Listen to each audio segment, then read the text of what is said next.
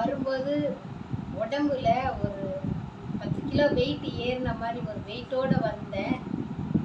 மனமும் ரொம்ப ஒரு பாரமாக வந்தேன். ஆனால் இப்போ பரிகார பூஜை செஞ்சு அங்காளம்மாவை என் தலையில் இறக்குனதுக்கப்புறம் அம்மா என் மேலே இருக்கிறேன்றதை காட்டுறதுக்கு கொட்டாவியாக என் உடம்புல அந்த பாரம் எதுவும் இல்லை, லேசாகிட்டு மனசும் நிம்மதியாக இருக்குது. ஒரு பாரமும் இல்லை, மனத்தில் போட்டு அழுத்தின துக்கம் எதுவுமே எனக்கு தெரியல. பரிகார பூஜை செஞ்சு அங்காளம்மாவை என் தலையில் இறக்கியிருக்காங்க. அம்மா என் மேலே இருக்கிறதுனா ஒன்றும் தெரியல, நல்லா இருக்கேன். பழைய மாதிரி ஆகிட்டேன். என் முகம் கூட மாறிடுது.